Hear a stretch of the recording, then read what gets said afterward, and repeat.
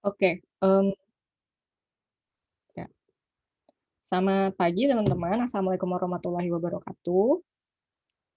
Kembali lagi ya di pagi ini, di webinar ketiga kita. Terima kasih ya pada teman-teman yang sudah, terus hadir sampai hari terakhir ini dan menjalani marathon yang baru aja 2 hari kemarin kita, lakukan gitu ya. Terima kasih juga untuk semua, kontribusi teman-teman juga bersedia sampai akhir ini, mengikuti acara dari University Roadshow 2021. Terima kasih sekali teman-teman Undip, luar biasa juga semangatnya yang saya lihat, kemarin, memetakan sangat apa, maksudnya hampir, 90% memetakan, dengan baik gitu. Terima kasih kepada teman-teman Undip sebelumnya. Oh ya, perkenalkan mungkin saya baru pertama kali nih ngomong nih, saya Sela yang muncul di grup terus nih nama ini. Jadi, teman-teman, mungkin aku akan mengisi materi untuk hari ini, nanti ada juga Mbak Tri ya di, sesi terakhir. Jadi ada 2 materi nih kita hari ini. Oke.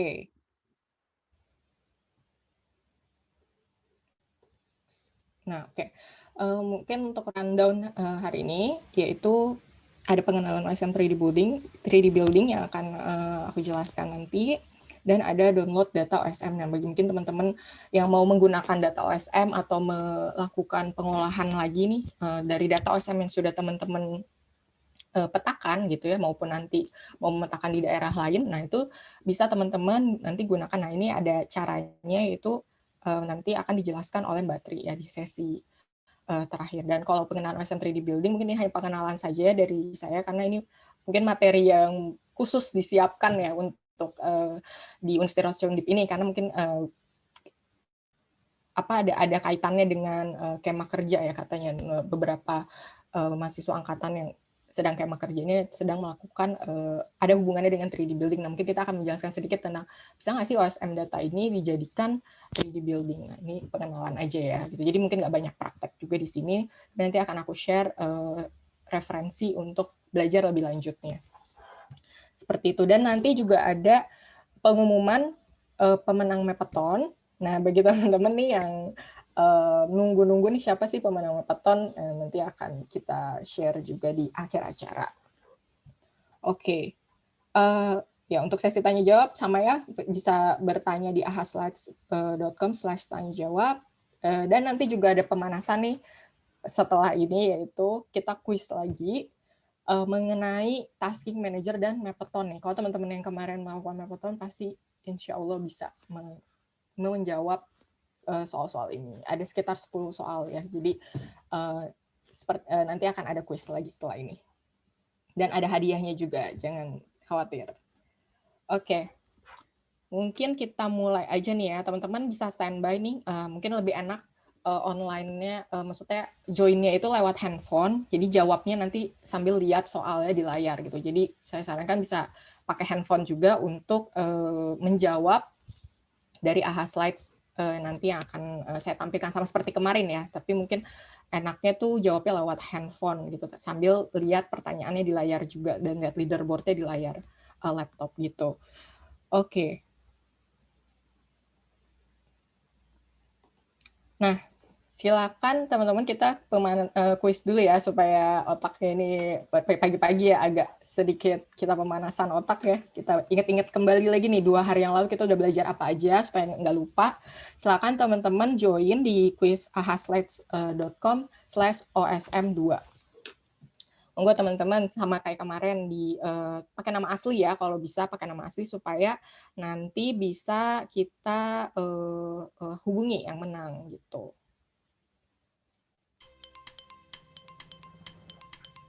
Oke. Silakan.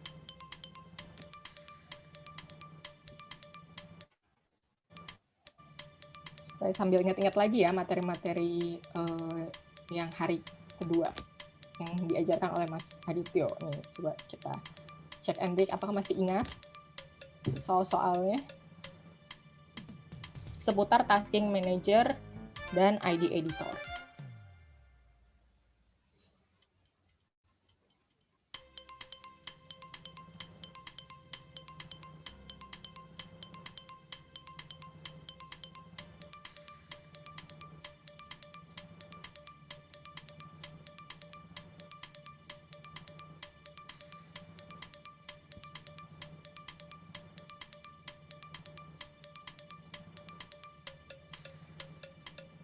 Ya, silakan join di ahaslides.com/osm2 ya, yang sudah di-share di chat juga.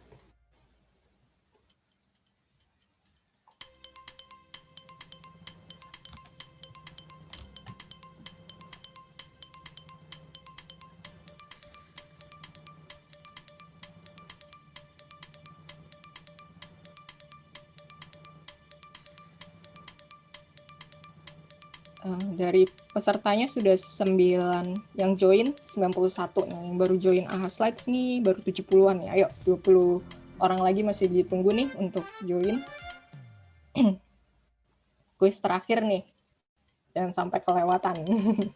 Dan jawaban soalnya lebih banyak dari kemarin, 10 soal. Jadi masih banyak kesempatan untuk saling balap-membalap ya.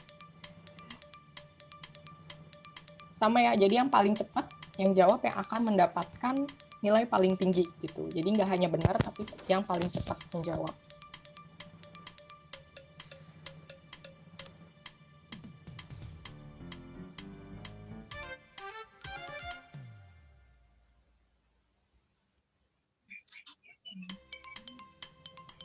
Yuk, 2 menit lagi. Sampai 80 ya. Setidaknya 80 bisa join.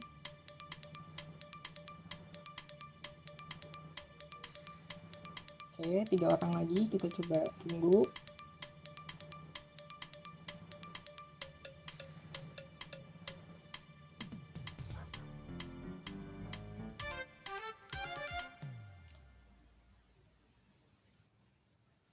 Oke, bisa join di ahaslides.com/osm2. Yuk, 2 orang lagi yuk, ditunggu yuk.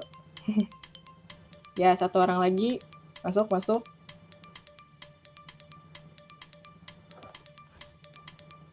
Oke, kita start ya. Sekarang bagi yang mau join, silakan join langsung. Kita start ke pertanyaan pertama.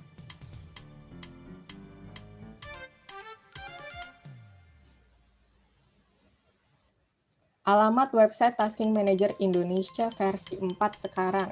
Nah, yuk teman-teman ingat yang kemarin marathon, kira-kira alamatnya yang benar yang mana? Agak-agak mirip ya ini ya.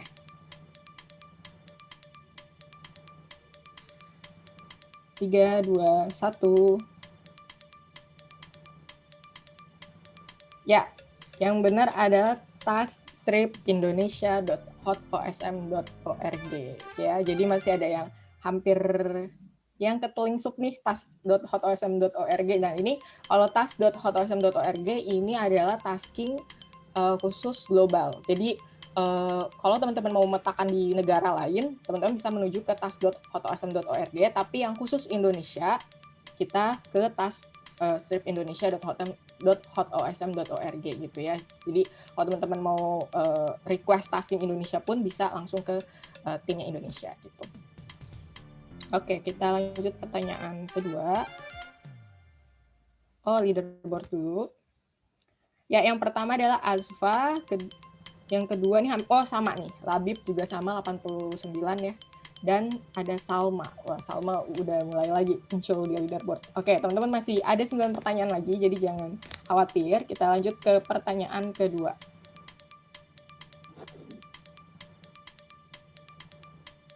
Fungsi grid yang terdapat di dalam Tasking Manager. Yuk, lihat pertanyaannya. Menampilkan wilayah prioritas, menampilkan citra satelit, menampilkan pembagian wilayah kerja, atau menampilkan aktivitas dan status pemetaan yang telah dilakukan. 3, 2, 1. Oke. Ya, yang benar adalah menampilkan pembagian wilayah kerja. Jadi fungsi utamanya Tasking Manager ini memang menampilkan wilayah kerja yang tidak ada mungkin di openserver.org ya, yang bisa kita pilih bebas. Nah, kalau di dalam Tasking Manager ini sudah ditentukan kotak-kotaknya gitu. Jadi teman-teman tinggal pilih kotaknya gitu ya. Jadi yang benar adalah menampilkan pembagian wilayah kerja. Fungsi utamanya ya. Oke, next. Leaderboard-nya.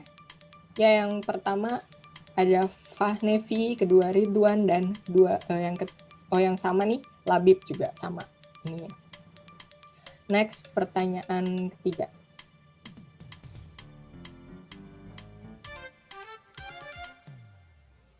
Urutan langkah-langkah pemetaan pada task manager yang salah ya, yang salah.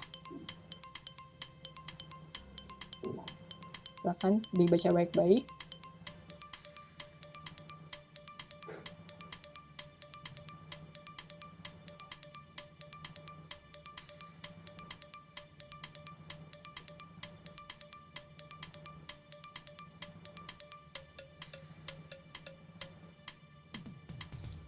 Nah, yang salah adalah ya benar ya, yang klik contribute, pilih editor, pilih kotak biru. Kenapa salah? Karena kotak biru adalah kotak yang sudah selesai ya. Jadi yang tidak bisa dipetakan lagi gitu ya. Sedangkan yang benar ini yang ini nih, yang klik pilih langsung klik map atas biar dipilihkan secara random oleh task manager, atau pilih kotak putih ya. Kotak putih adalah kotak yang available untuk dipetakan gitu. Jadi yang kotak biru tidak bisa diklik lagi karena sudah dipetakan dan siap untuk divalidasi gitu ya. Oke, leaderboardnya apps. Lanjut dulu deh ke kepencet tadi, question nomor 4 langsung ya. Ntar kita lihat leaderboardnya di setelah ini. Kesalahan digitasi yang sering terjadi pada OSM kecuali.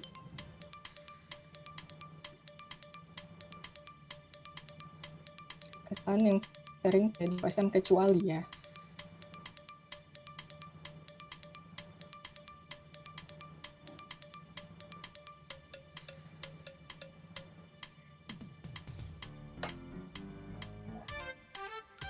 Ya, yang benar adalah yang digitasi objek bangunan berada di luar area grid. Jadi ini masih boleh ya, tapi sedikit saja untuk kasus-kasus tertentu seperti jalan, yang misalnya jalan masih terhubung ke grid selanjutnya, jadi masih bisa dipetakan sedikit keluar dari kotak pink yang biasanya kita lihat itu, kotak batas kita.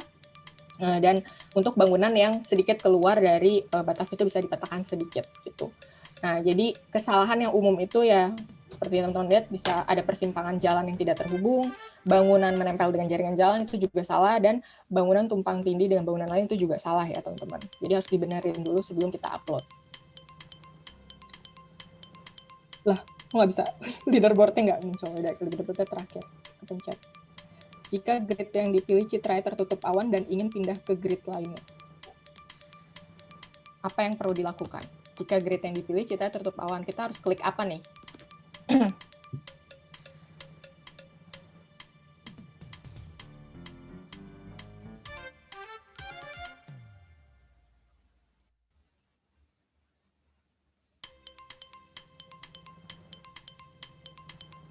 Ya, yang benar adalah pilih opsi the imagery is bad. Jadi ada 3 opsi ya. Yes, apakah di bagian status completed itu is task this completed. Ada 3, ada yes, no, sama the imagery is bad. Nah, itu bisa digunakan untuk pilihan apabila grid yang teman-teman pilih itu tertutup awan gitu ya. Nah, leaderboardnya. Oke, Fahnevi memimpin, ada Zulfikar dan Widi di nomor 2 dan 3. Oke. Ke pertanyaan selanjutnya. Nomor 6.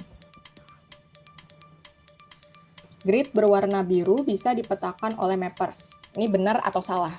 Jadi pilihannya itu, apakah benar atau salah dari pernyataan ini?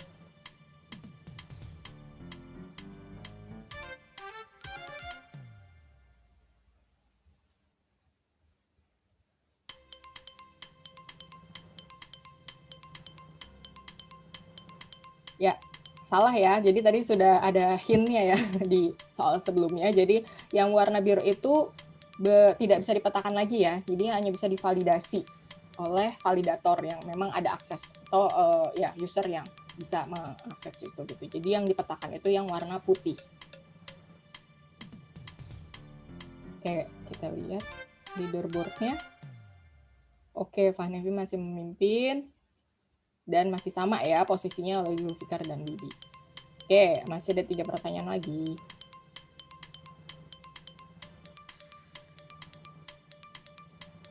Berapa lama waktu satu grid test berada dalam status lock? atau terkunci oleh seorang mapper. Berapa lama nih, teman-teman?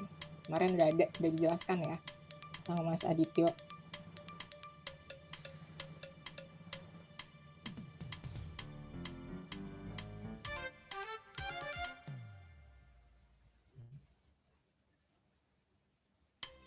Oke, yang benar adalah 2 jam ya. Jadi perlu diperhatikan ketika teman-teman melock satu grid di dalam tasking manager, jangan lupa kalau ada batas waktu di mana bukan berarti teman-teman harus memetakan semuanya dalam waktu 2 jam ya, tetapi ada batas waktu kuncinya. Jadi kalau misalnya teman-teman belum selesai, silakan di unlock, baru lock lagi untuk menambah mereset waktunya lagi menjadi 2 jam gitu. Jadi boleh tetap memetakan di area yang sama ya. Tapi asal ingat setelah hampir 2 jam, teman-teman unlock dulu, baru di lock lagi untuk menambah jamnya gitu. Karena bisa jadi ketika teman-teman tidak sadar, ini udah lebih dari 2 jam ya, dipikirnya nggak ada batasan waktu gitu, takutnya otomatis kan jadi nge-unlock ya, si tasking manajernya akan nge-unlock grid yang sudah teman-teman pilih nih, karena udah lewat batas waktunya di unlock. Nah, bisa jadi ada mapper yang lain atau temennya yang lain yang masuk ke grid yang sama gitu. Jadi itu akan mengakibatkan adanya konflik atau duplikasi data di OSM gitu. Jadi perhatikan waktunya juga ya teman-teman di bagian kanan dari taskingnya. Oke, lihat di leaderboardnya. Oke, masih sama Pak Nevi, Zulfikar, dan Widi. Oke, masih ada 2 pertanyaan lagi nih kalau mau balap. Pertanyaan ke-8. Apa yang salah dengan objek terpetakan ini? Kira-kira apa ya yang salah? Apa tidak ada yang salah? Apa diberikan teks sebagai rumah sakit? Apa tidak diberikan teks? Atau sudut-sudutnya siku-siku?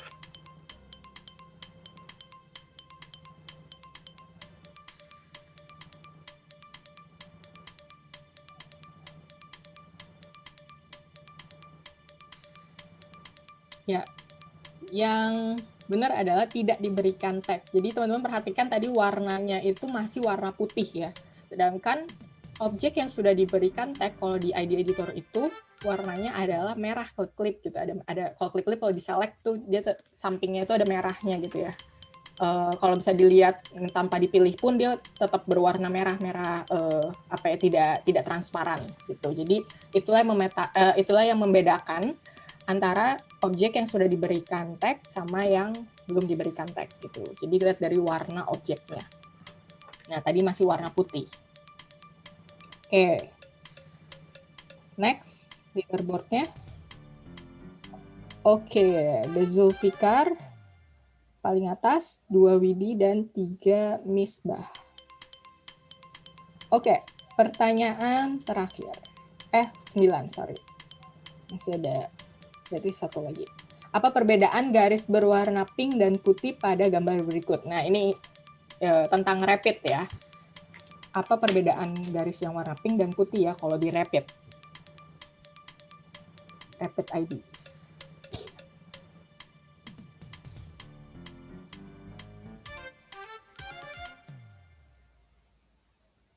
Oke, benar. Jadi kalau garis pink itu jalan yang dihasilkan oleh rapid dan garis putih itu adalah garis yang sudah ada pada ID editor ya. Oke, jadi nanti garis pinknya nanti tinggal dipilih apakah mau diterima nih sebagai jalan atau di ignore gitu.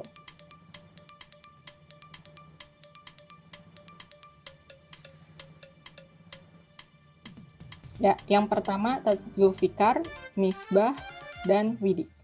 Nah, pertanyaan terakhir.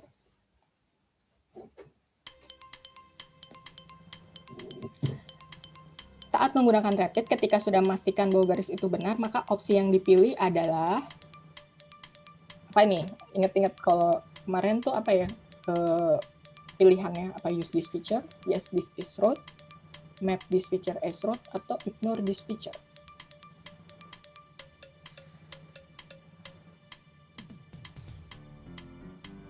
Ya, yang benar adalah use this feature ya, 18 orang. Jadi tulisannya itu tuh kemarin use this feature sama ignore this feature gitu. Jadi ada 2 itu ya. Oke, mungkin ada bukan Yes This Is Road sama Map This Better as Road gitu. Oke, kita lihat ya, yang menang adalah Zulfikar ya. Selamat kepada Zulfikar. Oke. Oke, selamat pada Zulfikar. Nanti akan kita hubungi ya, Zulfikar, untuk menerima hadiah dari kami. Oke, teman-teman, sekian untuk sesi kuisnya. Ternyata masih pada ingat semua ya, mayoritas masih pada ingat semua. Dan mungkin yang mungkin lupa ingat, jadi mungkin lagi lebih teringatkan lagi sekarang supaya materinya nggak lupa gitu aja ya. Gitu. Jadi terima kasih teman-teman atas partisipasinya di kuis ini. Oke. Mungkin kita langsung next ke materi.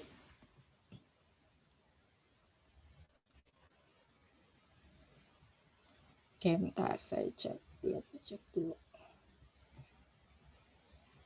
Oke, kita mulai aja ya untuk masuk ke materi ini. Materi yang mungkin teman-teman juga penasaran ya. Gimana sih SM3D building ini? Oke, kita mulai aja. Nih, semoga udah kelihatan ya. Saya mungkin udah pada kelihatan semua. Oke.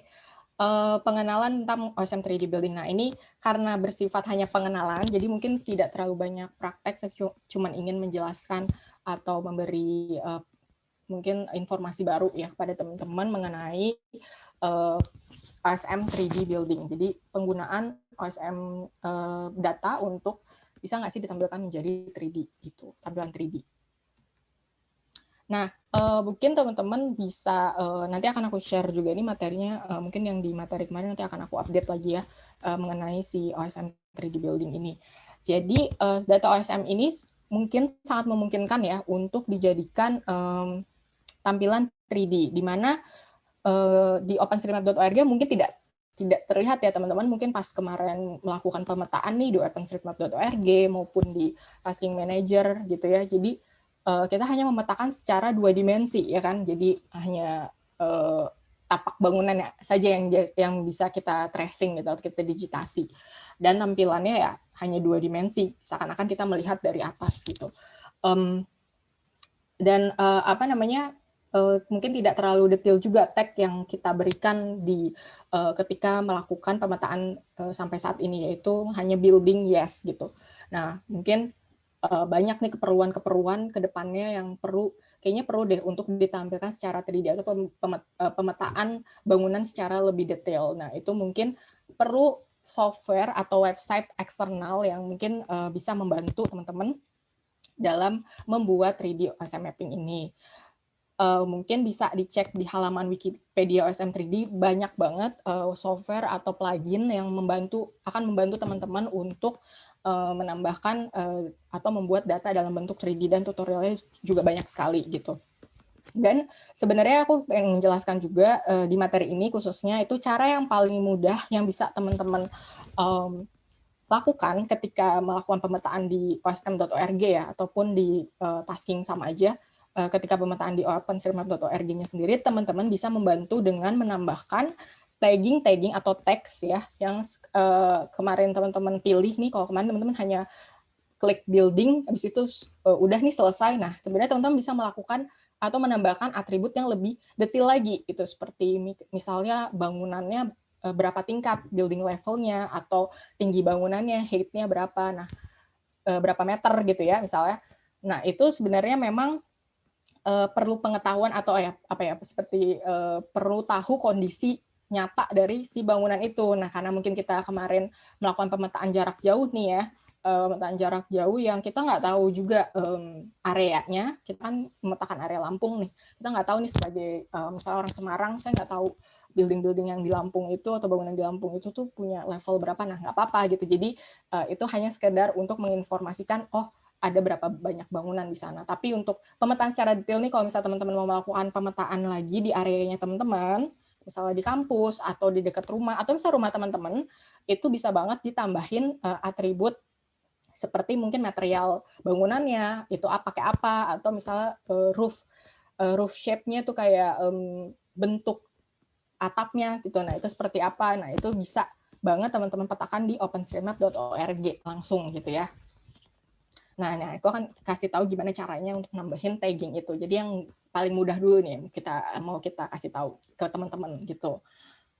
Jadi, nah ini ada satu website namanya https osmbuildings.org. Jadi teman-teman bisa cek aja. Ini adalah website yang menampilkan data-data OSM yang punya tagging yang sudah ada taggingnya, misalnya kayak height atau level, itu tuh bisa ditampilkan dengan osmbuildings.org. Mungkin di openstreetmap.org walaupun kita tambahin misalnya height atau misalnya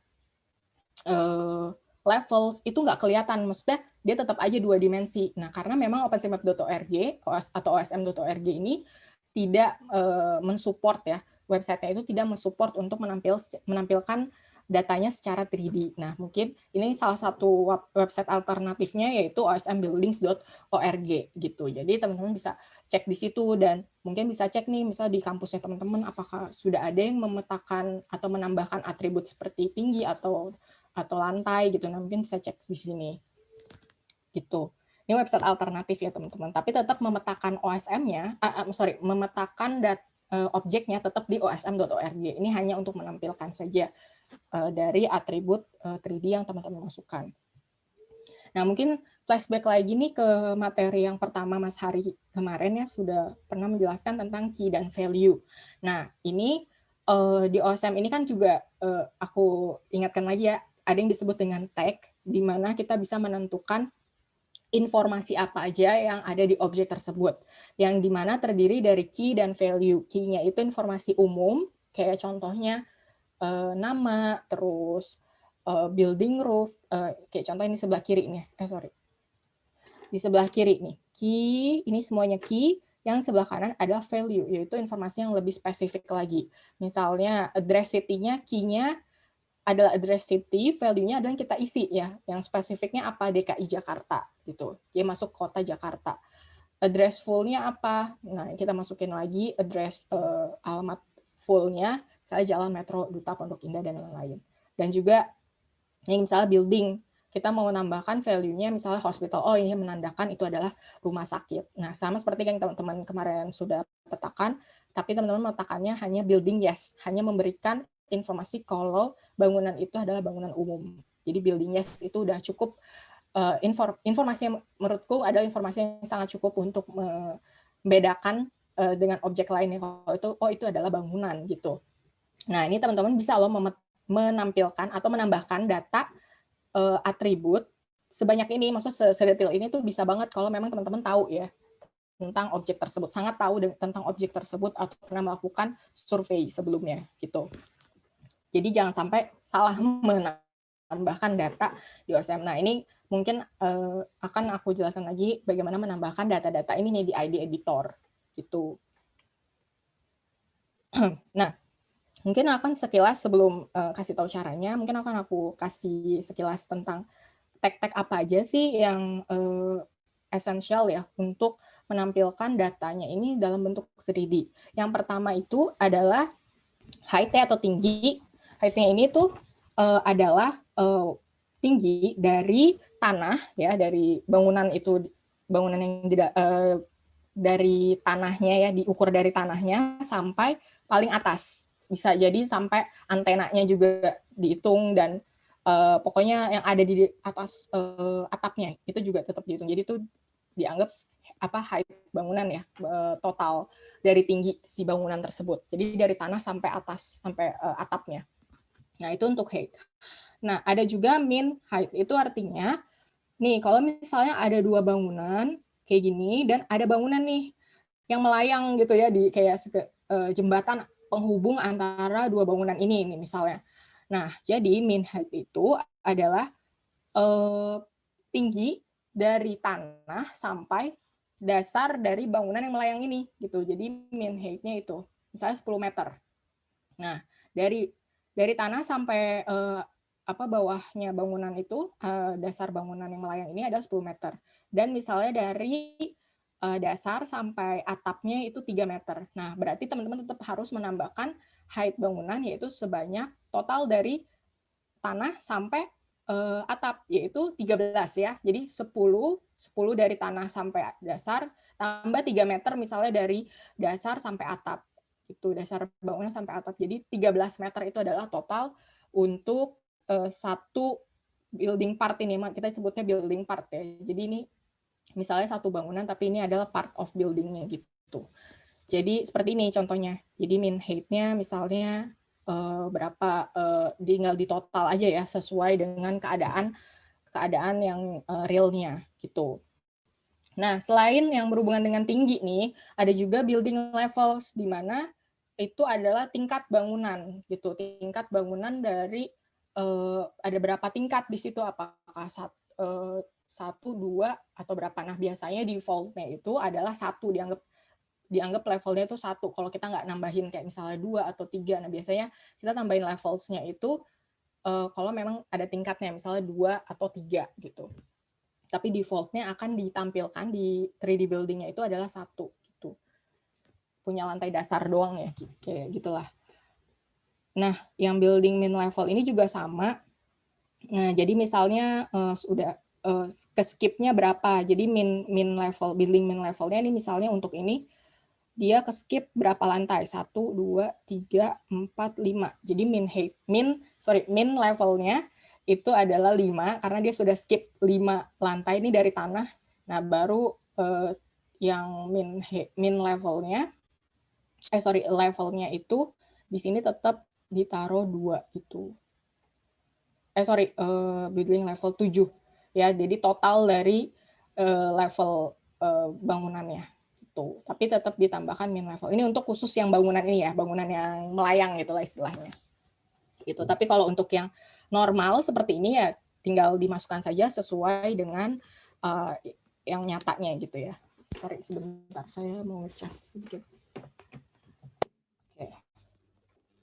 Next. Nah, di sini juga ada nih teman-teman, nggak harus membuat atap bangunan secara manual gitu ya. Mungkin teman-teman pernah mungkin membuat atap bangunan secara manual tuh mungkin agak sulit ya, dan harus mungkin belajar dulu bagaimana cara pakai softwarenya gitu. Nah, tapi kalau di OSM ini sudah memberikan tagging yang otomatis akan menampilkan atapnya itu sesuai yang teman-teman masukkan taggingnya gitu. Jadi contohnya ini nama key-nya adalah roof titik 2 shape ya. Jadi maksudnya bentuk atapnya. Nah, di sini ada flat, ada skillion, gabled, half hip, terus misalnya untuk apa? Untuk dome ya, misalnya untuk masjid dan lain-lain. Ini bisa teman-teman sesuaikan. Nah, ini biasanya atap-atap yang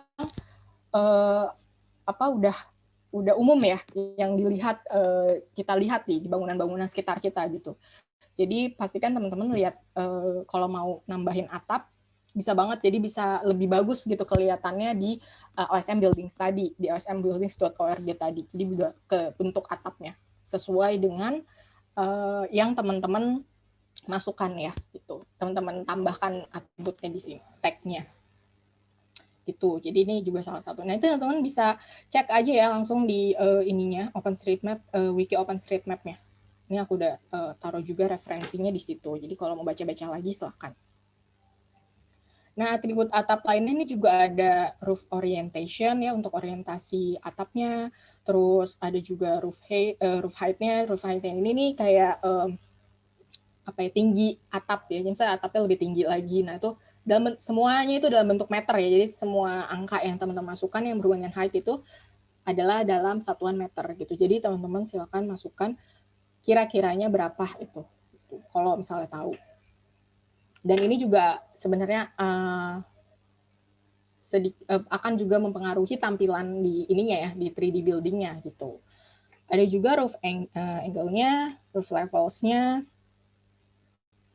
number of floors within the roof. Jadi kalau misalnya ternyata di roof-nya itu ada levelnya lagi yang tidak di-count sebagai building level, silakan masukkan di roof levels.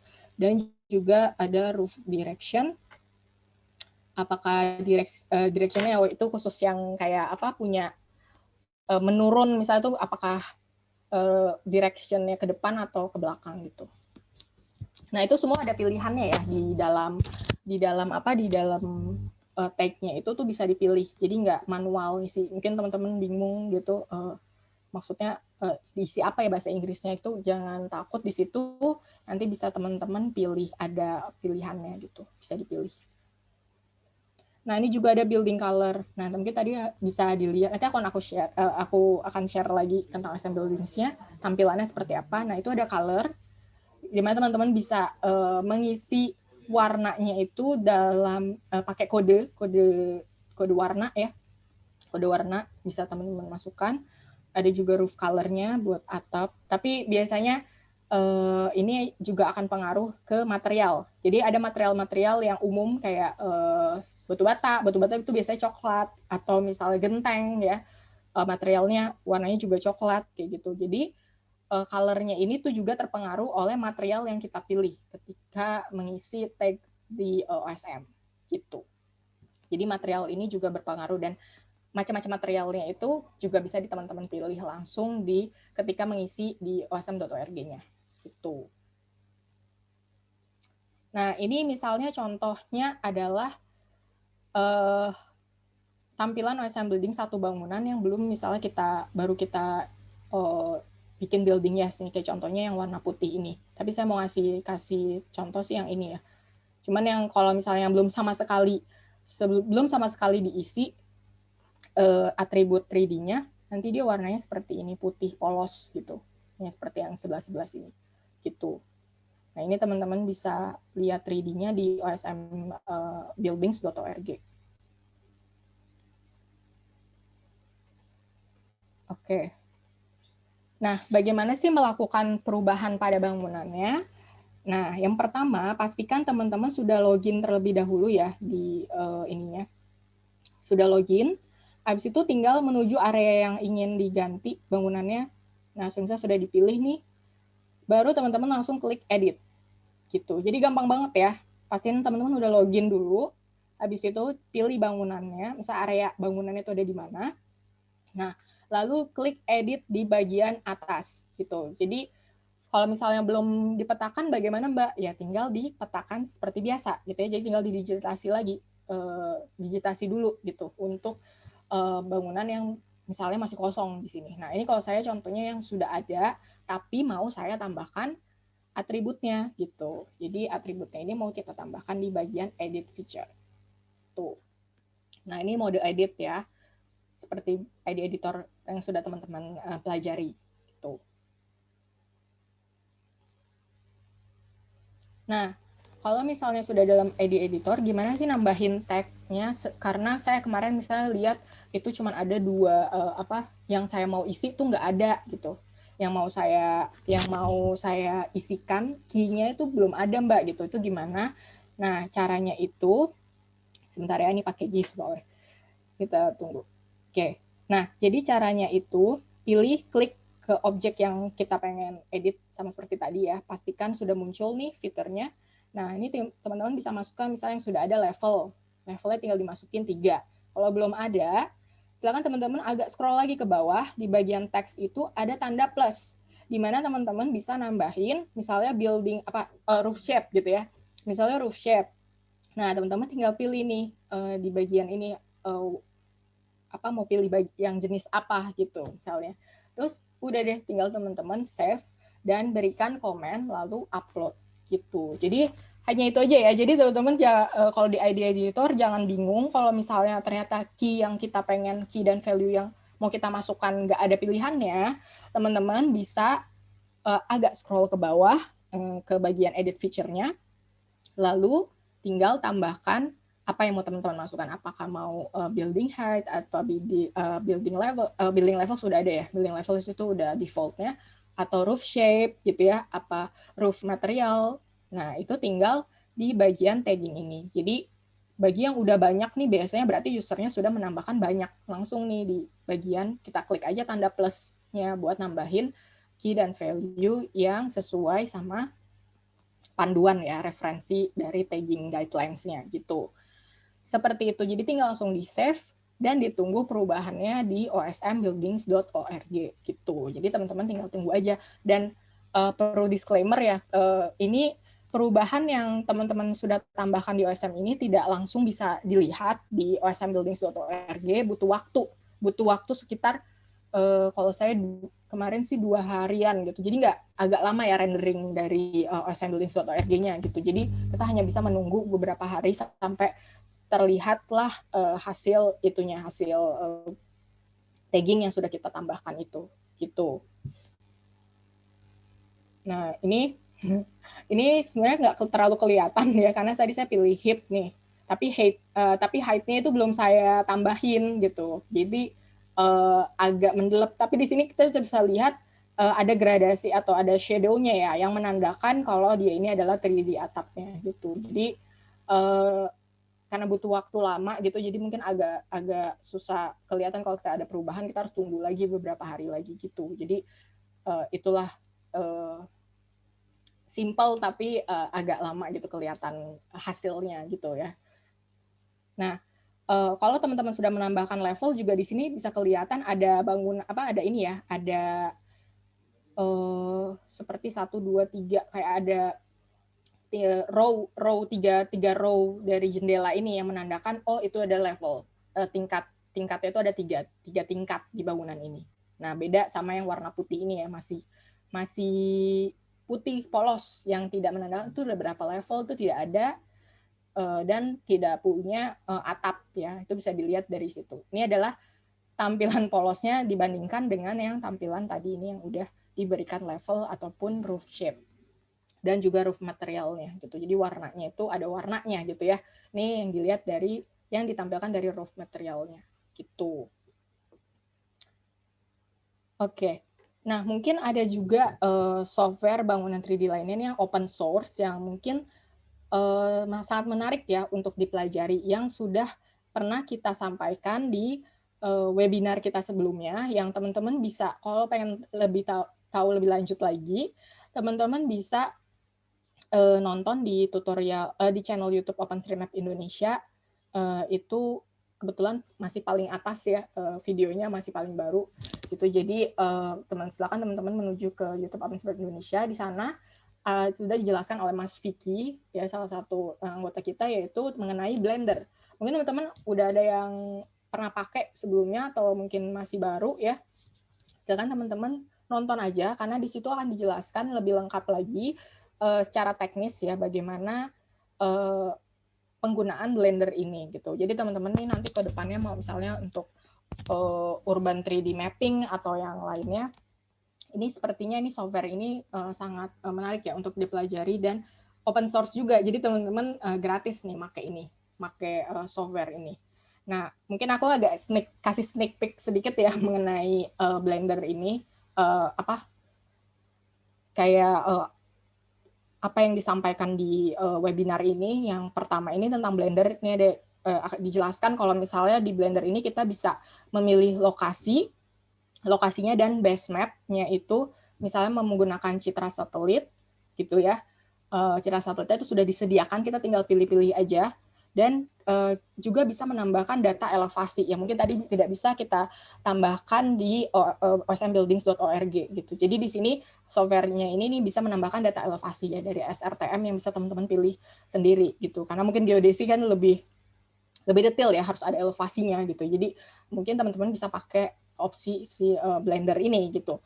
Dan yang terakhir yaitu menambahkan data OSM. Nah, data OSM yang teman-teman sudah tambahkan itu bisa atribut-atributnya itu yang seperti kita lihat di osmbuildings.org tadi, itu bisa ditampilkan juga di Blender ini sama seperti OSM Buildings tadi gitu. Jadi kalau teman-teman tambahkan roof shape atau level itu mungkin kelihatan juga di Blender sini. Jadi ada pluginnya ya, namanya Blender GIS Map gitu. Jadi mungkin teman-teman bisa nonton lagi untuk tahu lebih jelasnya tentang plugin yang bisa menambahkan data OSM gitu. Ini juga dijelaskan di dalam webinar ini. Nah, ini adalah contohnya nih ya. Jadi perpaduan si Blender ini bisa memadukan antara imagery, elevation, sama OSM data building yang teman-teman petakan sendiri gitu. Jadi udah semuanya lah lengkap gitu. Dan teman-teman juga bisa menambahkan shadow dan atau sinar, misalnya sinarnya itu tuh dari mana gitu, dari arah mana, misalnya matahari itu dari mana, dapat shadow-nya, mungkin bisa kelihatan juga dari elevasinya itu bisa kelihatan lebih jelas gitu, atau reliefnya dari permukaan yang teman-teman masukkan di sini. Jadi seru banget nih teman-teman kalau teman-teman bisa praktek langsung dengan nonton tutorialnya gitu. Nah, ini juga di tutorial ini juga disampaikan materi yang bisa teman-teman download sembari nonton tutorialnya, teman-teman bisa praktek karena di sini juga ada di-share juga PPT sama video dari Mas Vicky menjelaskan bagaimana step by step dari penggunaan Blender 3D mapping, cara menggunakan Blender untuk 3D mappingnya gitu ya. Jadi di Google Drive teman-teman bisa download di link ini s.id materi 3D mapping. Dan ini gratis ya teman-teman, bisa langsung download aja di link yang sudah diberikan. Gitu. Jadi kalau teman-teman mau belajar lebih lanjut bisa klik di sini karena kita keterbatasan waktu ya, jadi kita tidak jelaskan lebih detail, teman-teman bisa nonton langsung di YouTube-nya aja. Gitu. Oke, mungkin sekian sedikit pengenalan tentang 3D mapping. Mungkin tidak banyak ya karena ini salah satu materi yang baru juga kita jelaskan di University Roadshow. Biasanya kita cuma sampai tahap harusnya terakhir ini harusnya download export tool aja ya, pakai export tool aja, tapi karena mungkin teman-teman ada keperluan juga dengan 3D mapping mungkin ke depannya, jadi kita jelaskan sedikit mengenai 3D mapping. Gitu. Oke. Mungkin teman-teman kalau ada yang mau bertanya, silakan bertanya di AHA Slides, tapi sebelumnya kita langsung lanjut ke materi selanjutnya yang akan dibawakan oleh Mbak Trislasa. Oke, mungkin Mbak Trislasa apakah sudah ready? Ya, Mbak Sela sudah siap. Oke, karena aku serahkan ke Mbak Tri, terima kasih. Terima kasih Mbak Sela. Selamat pagi teman-teman, saya akan share screen saya. Oke, selamat pagi, salam kenal teman-teman. Nama saya Tri. Hari ini saya akan men-share bagaimana cara mendownload data OSM menggunakan yang namanya Export Tools. Nah, tapi sebelumnya kita kenalan dulu nih, apa sih Export Tools itu? Nah, Export Tools ini adalah salah satu platform untuk mendownload data OSM yang memberikan kebebasan kepada teman-teman untuk menentukan luasan wilayah, jenis data, serta data OSM yang diperlukan. Nah, objek-objek yang dapat di-download di Export Tools itu sendiri ada 3 jenis ya. Yang pertama ada titik, seperti misalnya titik fasilitas umum, titik-titik POI atau point of interest atau nama-nama daerah. Terus juga ada garis, contohnya seperti jalan, sungai, dan rel kereta api. Dan yang terakhir ada poligon. Itu contohnya bangunan, penggunaan lahan, serta danau. Nah, kenapa memilih Export Tools? Kenapa enggak tools lain? Jadi sebenarnya ada tools-tools lain untuk mendownload data OSM. Nah, tapi kenapa kita memilih Export Tools? Pertama, Export Tools itu memungkinkan kita untuk memilih format data spasial. Jadi ada beberapa format data spasial yang bisa kita pilih untuk mendownload data OSM-nya itu. Yang kedua, kaya, akurat, dan update dari hasil pemetaan OSM-nya sendiri. Karena di Export Tools itu sendiri nanti terlihat dia last update-nya itu si data OSM-nya berapa hari yang lalu itu nanti kelihatan. Dan Export Tools sendiri memudahkan kita karena kita bebas memilih wilayahnya, luasannya, serta tipe data OSM apa yang mau di-download. Apakah tadi misalnya jalan aja, atau bangunan aja, atau jalan dan bangunan, atau tadi sama POI-nya juga di-download. Nah, itu bisa kita bebas memilih. Dan yang terakhir, Export Tools ini sangat mudah digunakan. Jadi cuma butuh akun OpenStreetMap aja sama butuh laptop yang memiliki koneksi internet ya, laptop atau komputer yang memiliki koneksi internet. Dan sepertinya teman-teman semua di sini sudah memiliki keduanya itu ya. Jadi mudah, nanti kita akan tinggal praktekkan aja gimana caranya. Nah, cara menggunakan Export Tools itu kurang lebih ada 4 tahapan ya. Yang pertama itu kita harus login dulu menggunakan akun OSM kita. Jadi kalau udah punya akun OSM bisa langsung login di Export Tools. Yang kedua, kemudian kita membuat proyek pendownloadan baru atau proyek ekspor baru. Setelah itu kita harus menentukan deskripsi, format data, dan tipe data yang mau di-download itu apa aja. Dan terakhir tinggal nunggu hasil downloadnya itu di running dan selesai atau komplit. Baru kita bisa download hasilnya.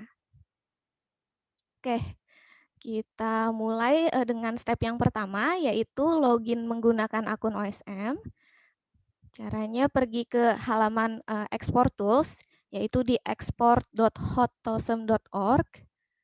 Setelah itu ada tombol login di pojok kanan atas. Nah, silakan login menggunakan akun OSM teman-teman.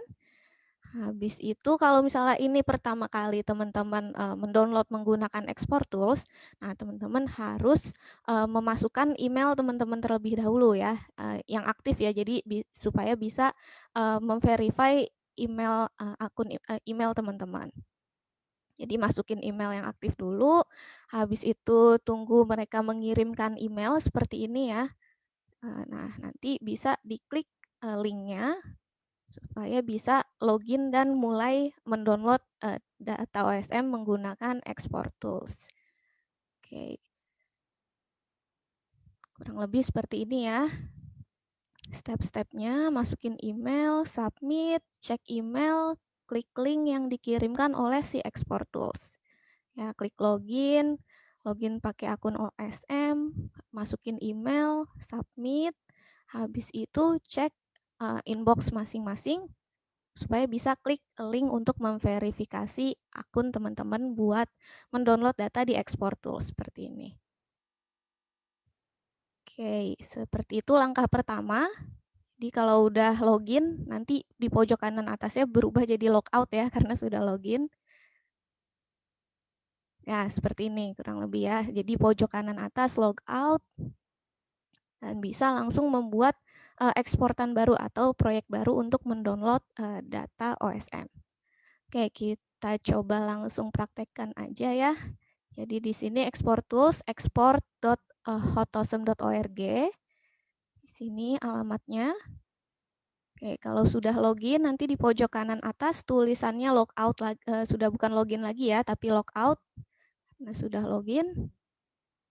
Nah, bisa langsung memulai mendownload data OSM dengan klik Start Exporting di tengah-tengah ini, atau dengan mengklik Create ini ya di atas. Itu sama aja fungsinya. Oke, kita klik Start Exporting, nanti akan muncul seperti ini. Jadi ini step yang ketiga ya, menentukan nama, deskripsi, dan project pendownloadannya, serta menentukan wilayah atau area yang mau di-download. Sama nanti akan menentukan format data yang mau di-download, sama jenis-jenis data apa aja yang mau di-download. Oke, kita tuliskan dulu namanya ya. Misalnya saya ingin mendownload di Kelurahan Peleburan, Semarang misalnya. Deskripsinya misal latihan mendownload data peleburan. Ini bebas aja ya untuk nama deskripsi dan projectnya, bebas aja. Misalnya project latihan. Nah, di sini terlihat database-nya last update 9 days ago. Ini agak lama ya, biasanya beberapa jam bahkan, dan beberapa hari terakhir kemarin tuh sempat one day ago, tapi sekarang kayak agak lama nih. Jadi kalau misalnya teman-teman pas download kok belum muncul nih yang baru saya petakan kemarin. Nah, jadi diperhatikan juga di sini last update database-nya kapan. Di sini 9 days ago, jadi kalau misalnya saya baru memasukkan atau memetakannya kemarin, belum akan bisa di-download ya dari sini, dari Export Tools. Nah, sekarang kita bisa menentukan areanya. Nah, itu di sebelah kanan ada kotak peta yang besar, dan by default dia akan menampilkan seluruh dunia ya. Nah, di situ ada kotak search, di situ kita bisa cari nama areanya. Tadi kan saya mau download area Peleburan ya. Coba kita cari Peleburan, enter. Oh, ada nih, peleburan Central Java. Ya, coba kita zoom out, ya benar di Semarang. Oke, itu untuk menggunakan search box. Nah, bagaimana kalau misalnya di nama areanya itu ternyata belum dipetakan di OSM, karena area yang di sini kita bisa cari adalah area yang sudah dimasukkan ya, nama titik nama areanya itu sudah dipetakan di OSM. Kalau belum dipetakan, teman-teman bisa ngakalin dengan mencari kota atau area terdekat dari area yang pengen teman-teman download, seperti itu. Oke.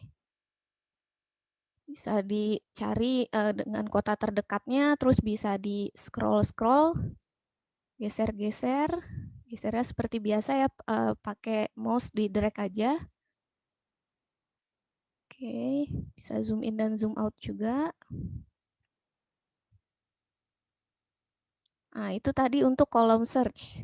Nah, teman-teman juga bisa menggunakan kotak box di sini, icon box. Nah, di situ untuk menggambar sebuah kotak. Kalau tadi kan saya cari peleburan, enter, kalau saya pilih dia otomatis tadi mengkotakkan ya. Oh, kok nggak kotak?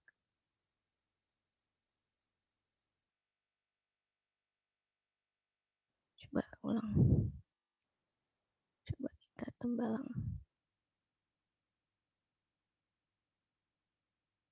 Nah, gitu kan akan dia terkotak secara otomatis kalau sudah kita pilih di search box ya. Nah, tapi kalau misalnya kotaknya tidak sesuai dengan yang kita inginkan, itu bisa kita gambar menggunakan box di sini. Di sebelah kanan ada beberapa tools, ada box, ada draw, ada disk view, ada import. Nah, kita bisa menggunakan salah satunya. Misalnya kita menggunakan box. Nah, kalau box ini kita cuma bisa menggambar kotak ya. Cuma bisa menggambar kotak karena namanya box. Nah, kalau mau menggambar poligon secara bebas, kita bisa menggunakan yang namanya draw. Jadi di bawah box ada draw. Itu kita bisa kurang lebih sama seperti mendigitasi ya. Seperti ini kita bisa ikuti, misalnya saya hanya ingin mendownload sampai sini aja nih, nggak perlu sampai jalan MT Haryono aja nih, nggak perlu besar-besar. Oke, bisa kita gambar, klik 2 kali untuk mengakhiri seperti biasa ya. Untuk menggambarnya klik kiri sekali, pindah, klik kiri 2 kali untuk mengakhiri. Oke. Nah, kalau misalnya salah, mau ulang lagi, bisa di X lagi dan bisa pilih gambar lagi, draw lagi. Kiri sekali, geser, geser, double klik untuk mengakhiri. Itu untuk draw. Terus juga kita ada disk view. Kalau disk view itu akan mengkotakkan tampilan saat ini, tampilan peta saat ini. Misalnya saat ini tampilan petanya segini. Nah, kalau saya klik disk view, nah nanti akan otomatis kotaknya sebesar kotak tampilan saat tadi saya mengklik disk view. Gitu. Itu untuk disk view. Dan terakhir ada namanya import. Nah, import ini sangat berguna apabila kita ingin mendownload datanya sesuai misalnya batas admin. Nah, batas admin kan agak susah ya kalau kita gambarkan, kita juga nggak hafal gitu kan. Nah, ini bisa menggunakan tombol import. Nah, import di sini kita bisa mengimport dari laptop kita atau dari komputer kita batas administrasi tadi yang mau areanya kita download. Nah, tapi ada syaratnya nih untuk batas adminnya itu harus berupa area ya atau poligon dan formatnya harus GeoJSON, nggak bisa SHP ya. Jadi kalau misalnya punyanya SHP itu harus di-convert dulu ke GeoJSON. Dan itu banyak ya bisa googling converter dari SHP ke GeoJSON, atau kalau misalnya teman-teman menggunakan QGIS, nah itu tinggal klik kanan save as ya, tinggal disimpan sebagai GeoJSON ya si SHP-nya itu. Dan harus memiliki geographic coordinate sebagai S84 dan maksimal 5 MB. Jadi kalau lebih dari itu juga nggak bisa ya. Dan harus satu feature ya. Jadi kalau misalnya dia ada misalnya pulau-pulau banyak gitu, nah itu harus satu fitur, nggak bisa beberapa fitur kalau di SHP-nya. gitu. Oke, saya akan coba pakai GeoJSON peleburan. Peleburan GeoJSON. Nah, ternyata ini batas admin peleburan. Oke, setelah menentukan areanya dan setelah menuliskan nama, deskripsi serta project dari export ini, kita bisa pindah ke tab formats ya. Jadi di sini di sebelah kiri ada 4 tab, describe, formats, data, dan summary. Nah, yang pertama kan otomatis akan di describe ya. By default kita akan dibawa ke halaman describe. Nah, itu diisi name, description, sama projectnya. Terus setelah itu kita tentukan area yang mau di-download. Setelah itu bisa kita tentukan formatnya dengan mengklik tab format ya di sebelah tab describe ini. Ada beberapa pilihan format yang bisa kita pilih. Nah, jadi ini datanya mau kita download sebagai apa nih? GeoPackage kah, shapefile kah, atau lain-lainnya. Nah, yang paling sering kan untuk pengolahan data spasial shapefile ya. Ya, kita bisa pilih shapefile. Dan ini bisa pilih lebih dari satu ya, teman-teman. Oke, saya coba pilih satu aja, shapefile. Habis itu bisa pindah ke tab data. Di sebelah format itu ada nomor 3 tab data. Di situ bisa teman-teman pilih mau download apa aja nih, apakah bangunan, atau sekolah, atau rumah sakit aja, atau jalan aja, atau sungai aja, itu bisa. Jadi di sini bisa tanda panahnya ini bisa dibuka ya. Nah, itu mau download apa aja, tinggal dicentang ya. Diberi tanda centang, misalnya mau download ATM aja, atau mau download government office aja, atau mau download misalnya jalan aja, jalan di tab transportation ya. Itu jalan.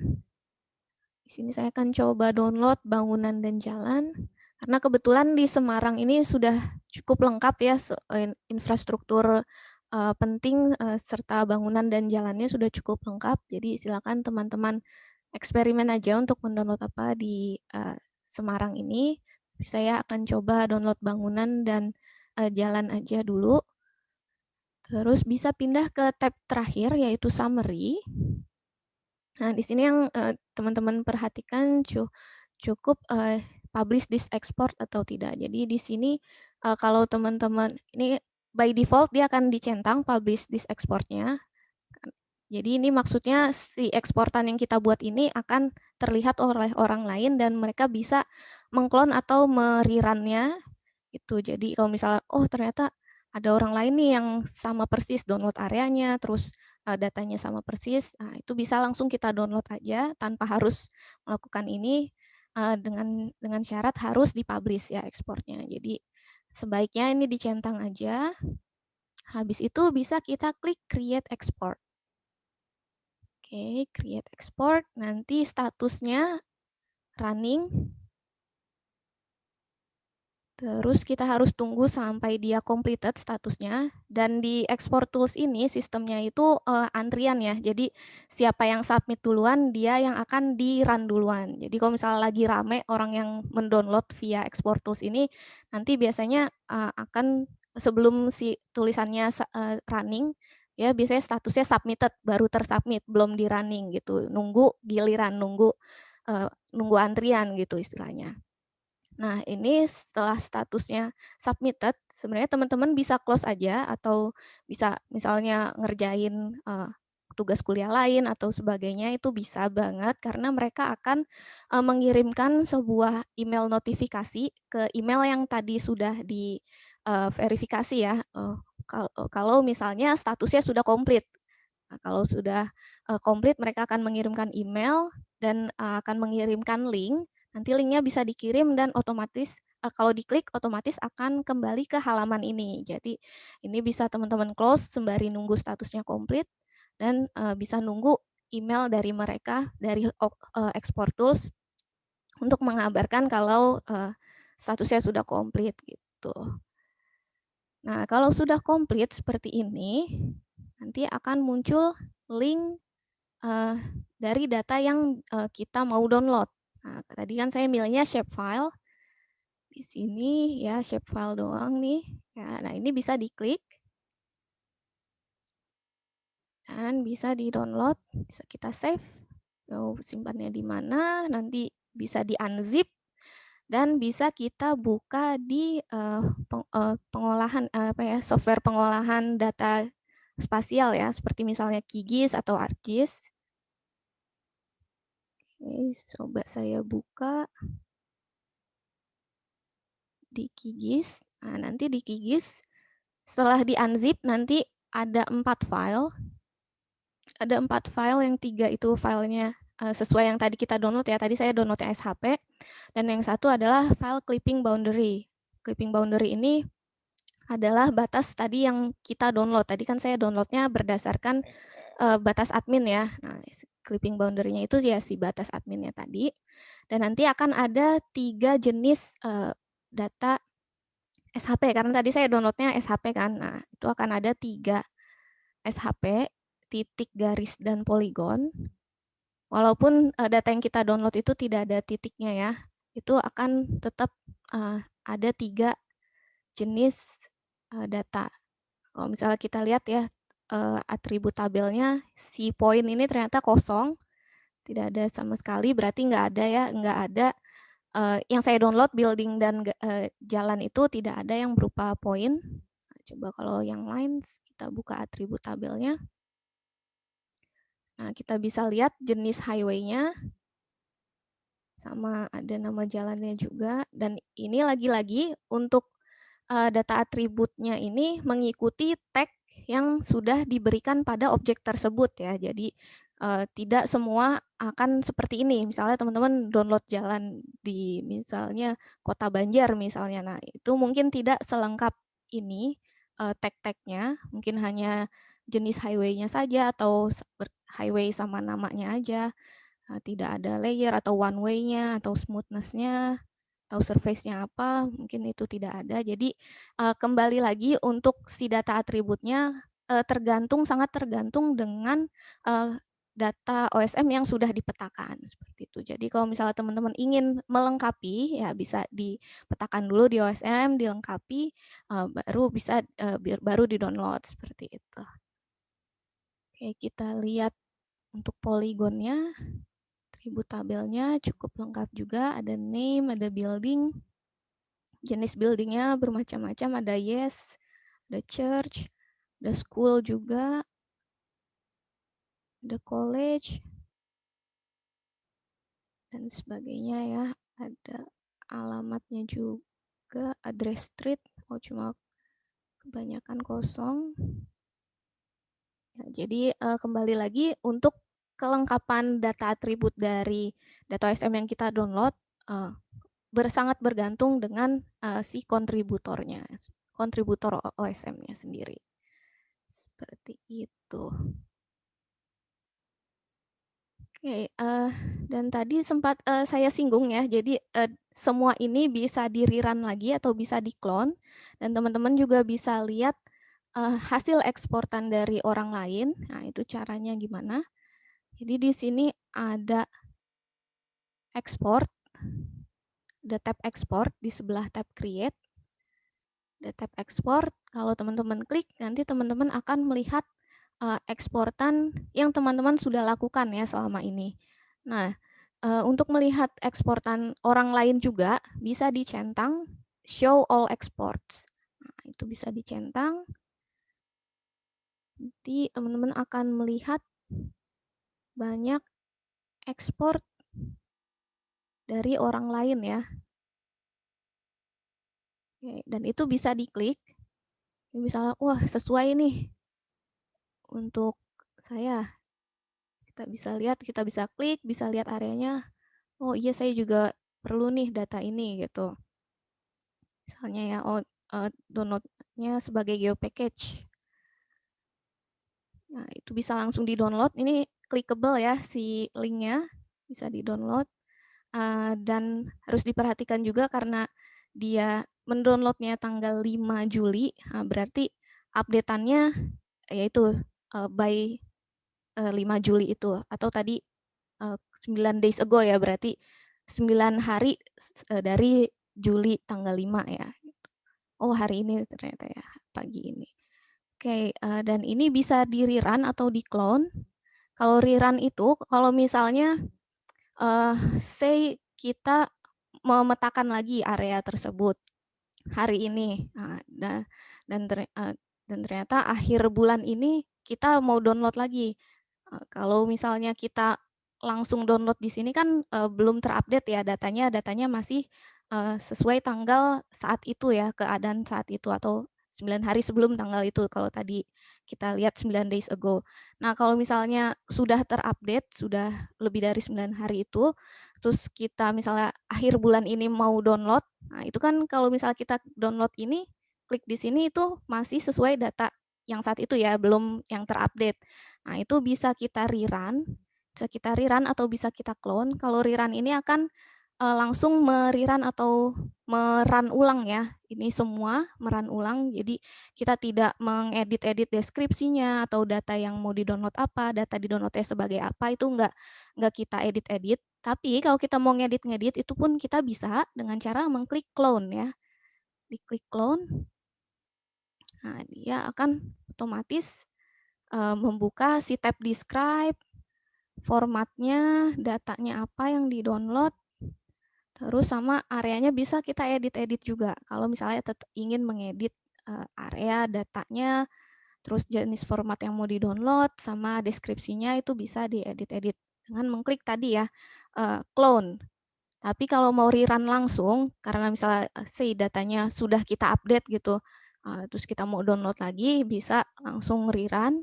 Tapi kalau misalnya mau ngedit-ngedit format, data, jenis datanya yang mau di-download sama deskripsinya, bisa klik clone.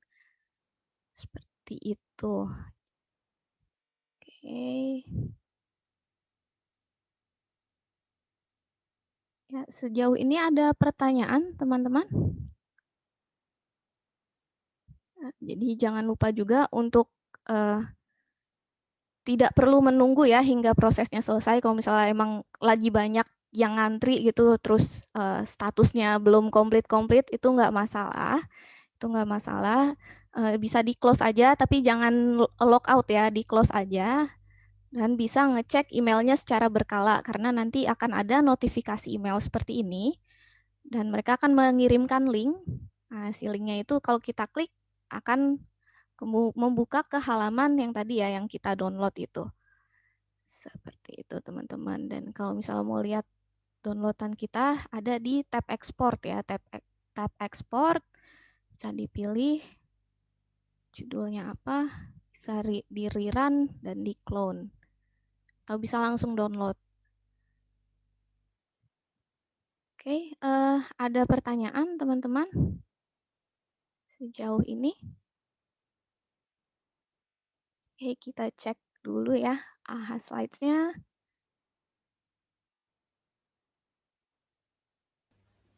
Mungkin kita bisa jawab bareng ya Mbak untuk pertanyaan-pertanyaannya. Siap. Baru Oke, ada 4 mungkin pertanyaan. 4 pertanyaan ya. Iya. Yang pertama dulu kali ya, aku coba bantu jawab Boleh. ya. Untuk 3D building, apakah pada OSM building bisa menambahkan tekstur dari bangunan tersebut? Kayaknya aku perlu share screen ya Mbak. Apa Monggo. gantian aku yang share ya, screen? monggo Ya. salah. Oke. Sebentar. Nah, mungkin tadi belum sempat aku kasih tahu sedikit ya mengenai OSM building ini caranya bagaimana. Tinggal teman-teman sekaligus mau jelasin juga nih, teman-teman tinggal ke osmbuildings.org, nanti tinggal search aja daerahnya ya, daerah yang ingin ditambahkan, yang ingin dicari maksudnya. Nah, teman-teman bisa cek di sini.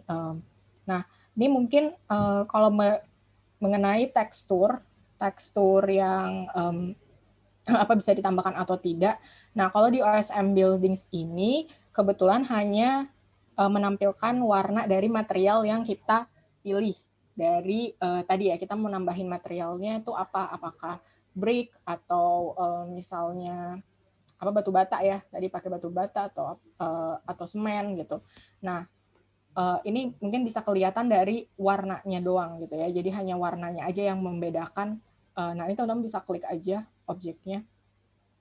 Nah, ini bisa kita lihat, oh yang berwarna ini punya di sebelah kiri ini tuh ada level, ada atributnya ya, atau ada teksnya, yaitu levelnya 3, materialnya brick, roof materials, yaitu roof tiles ya, jadi kayak genteng biasa, jadi warnanya ditampilkan sebagai warna coklat, dan roof shape-nya piramid, ya, jadi dia pilihnya roof shape-nya itu piramid dan nama gedung gitu. Jadi ini adalah tampilan kenapa material itu berpengaruh pada warna yang ditampilkan di osmbuildings.org, tapi mungkin tidak terlihat ya tekstur aslinya gitu. Jadi untuk itu ya mungkin aku akan kasih tahu juga, mungkin kalau di OSM ini hanya bisa menampilkan apa memilih materialnya itu bisa teman-teman cek di ini, ntar aku share dulu di chat. Kalau misalnya bingung nih materialnya tuh apa ya, kalau value-nya itu tuh apa ya kalau di OSM, teman-teman bisa mengacu pada wiki OpenStreetMap ini, misalnya kayu, terus metal. Nah ini ntar warnanya kalau misalnya konkret ini warnanya pasti akan warna abu-abu gitu. Jadi hanya terlihat dari warna permukaannya aja ya. Misalnya brick itu tadi coklat ya, seperti itu karena mengacu pada warna nyatanya gitu. Dan lain-lain ini biasanya bisa cek di sini. Nah, kalau misalnya teman-teman mau secara detail lagi menambahkan tekstur, aku sih bisa kasih saran untuk ke Blender aja gitu. Jadi pakai software Blender. Nah, ini kebetulan aku tadi ngecek juga untuk lebih jelasnya. Kalau misalnya tadi di tutorial sebelumnya Mas Vicky itu mungkin ada juga penjelasan mengenai tekstur gitu. Jadi ada juga nih di YouTube juga banyak gimana cara menambahkan material. Jadi kalau di Blender itu teman-teman bisa pilih aja langsung yang disediakan oleh Blendernya. Jadi kayak misalnya paving stone ini kayak buat jalan ya. Nah ini mungkin tekstur yang dimaksud kali ya yang seperti ini.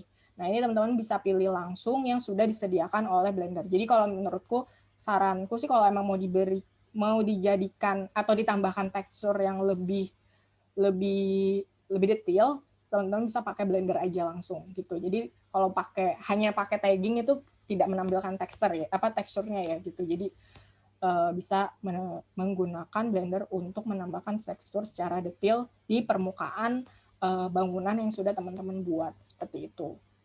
Jadi mungkin data bangunannya, wall-nya ini nih mungkin dapat dari OSM, misalnya udah ada 3 level nih seperti ini, tapi mungkin masih polos gitu. Nah, ini bisa teman-teman tambahkan teksturnya lagi di Blender gitu. Ini mungkin aku share juga ininya. Atau mungkin di videonya Mas Vicky mungkin udah mengcover ya tentang itu. Seperti itu. Jadi teman-teman bisa cek di Blendernya ya. Untuk nambahin tekstur itu dia udah ada fiturnya. Seperti itu. Semoga menjawab ya gimana cara menambahkan itu. Nah, lalu yang kedua pertanyaannya adalah cara menentukan level dan tinggi. Nah, untuk cara menentukan level dan tingginya itu teman-teman bisa tadi ya, contohnya nih ketika mengedit. Nah, ini ketika teman-teman mengedit nih, misalnya saya pilih salah satu bangunan di UI. Nah, ketika mengedit, nah ini kan di bagian teksnya ini, teman-teman bisa pilih tanda plusnya ini. Nah, misalnya kalau udah ada, tadi level harusnya udah ada. Bentar.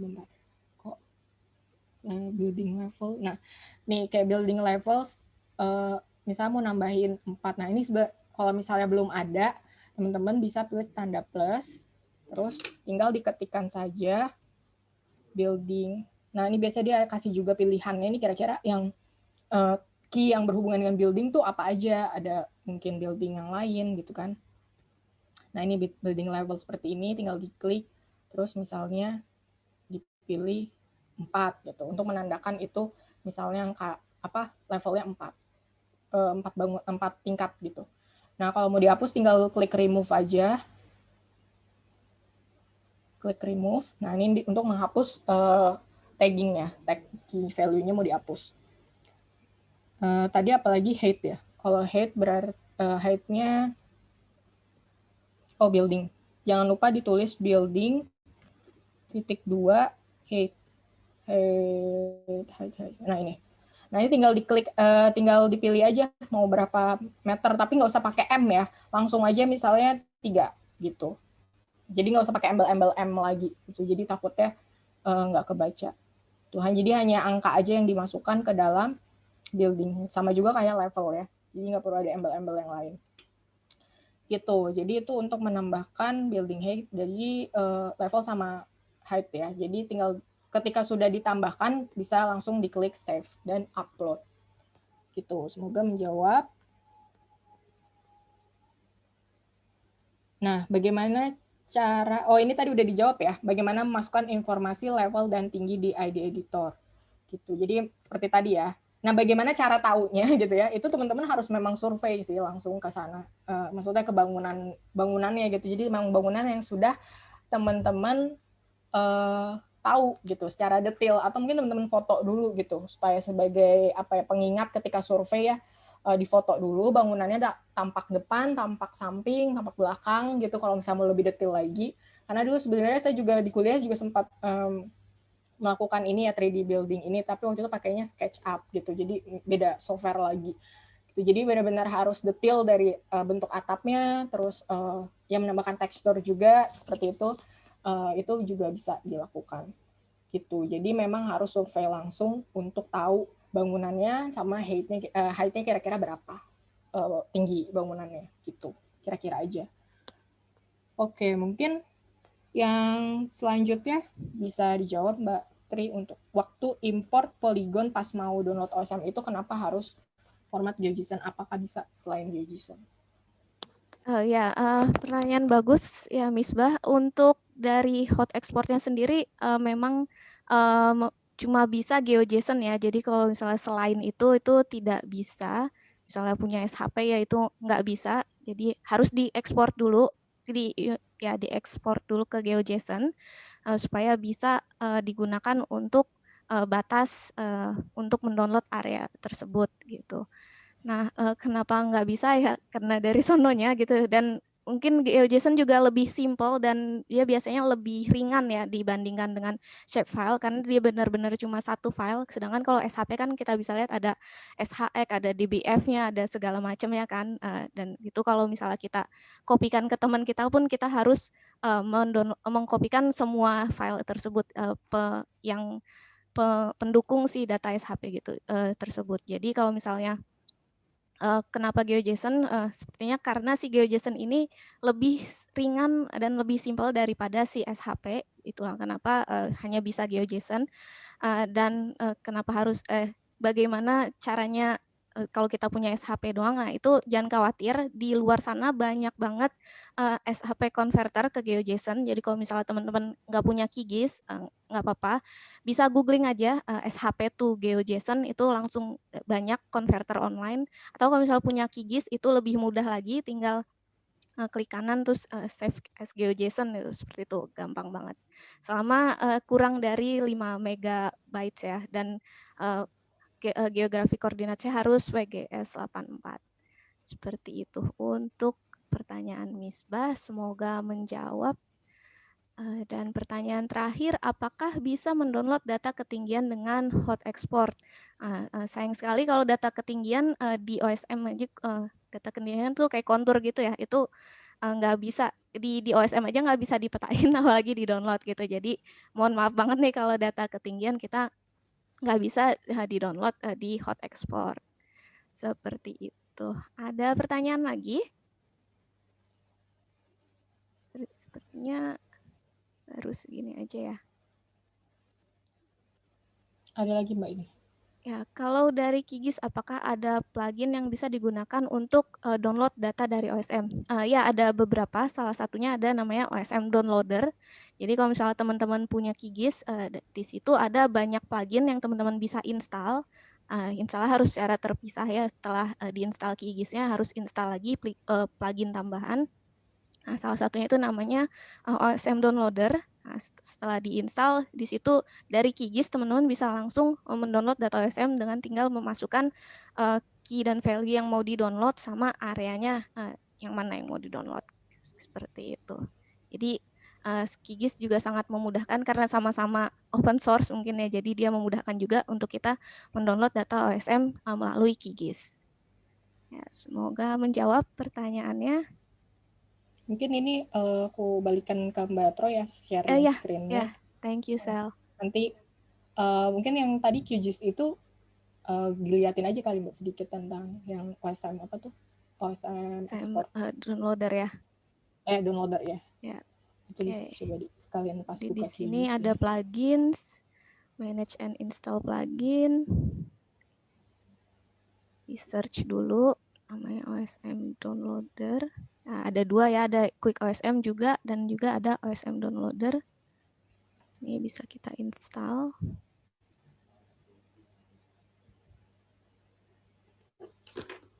Oke. Sudah terinstall. Kita close. Ini ada Quick OSM juga.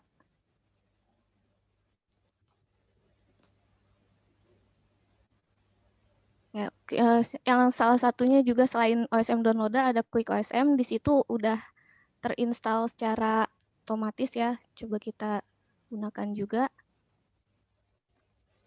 Di situ ada query-nya, key dan value-nya, terus misalnya mau download building yes. Terus di mana gitu, misalnya dia di peleburan misalnya.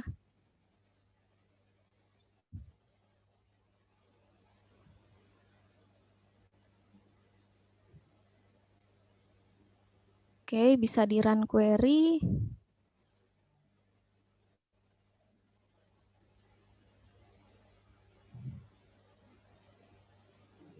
Tergantung banyaknya juga ya, bangunan untuk ini di download. Kayaknya udah. Udah nih. Dan sudah, nanti dia akan otomatis ditambahkan di sini line-nya. Ya. Ini semua building yes di peleburan ya. Nah, di peleburan Semarang. SM Polygon. Oke, tadi itu untuk Quick OSM ya. Itu udah otomatis ada. Itu salah satu plugin yang ada di QGIS untuk mendownload data OSM. Itu contohnya. Oke, ada lagi pertanyaan. Ketika export building dari hot export, apakah atribut buildingnya juga sudah terdapat? Ya, betul sekali. Jadi ketika selesai mendownload data dari hot export, kalau teman-teman buka di QGIS atau di ArcGIS, nanti dia akan otomatis ada atau memiliki atribut yang sesuai dengan yang sudah dipetakan di OSM ya. Misalnya tadi building yes, building church, atau ada namanya gereja Kristen Jawa misalnya, atau ada alamatnya, misalnya ditambahin alamat, itu juga akan masuk di sebagai data atribut dari data yang kita download tadi. Seperti itu. Untuk nggak kelihatan ya tadi, sorry. Nah, di sini di QGIS ya, kalau kita buka datanya, data atributnya, nah ini sesuai dengan yang ditambahkan saat memetakan di OSM gitu. Jadi kalau misalnya mau lengkap selengkap-lengkapnya ya di OSM-nya ditambahin juga selengkap-lengkapnya. Tapi dengan catatan itu sesuai dengan keadaan di lapangan ya. Jadi mungkin dengan local knowledge, misalnya kita emang tahu banget daerah situ, atau misalnya kita melakukan survei lapang. Seperti itu. Ini kayaknya nggak kelihatan yang itu. Nggak yang kelihatan ya? Atributnya. Kayaknya karena nggak ini ya, nggak all screen gitu. Kayaknya. Enggak. Oke. Oh ini.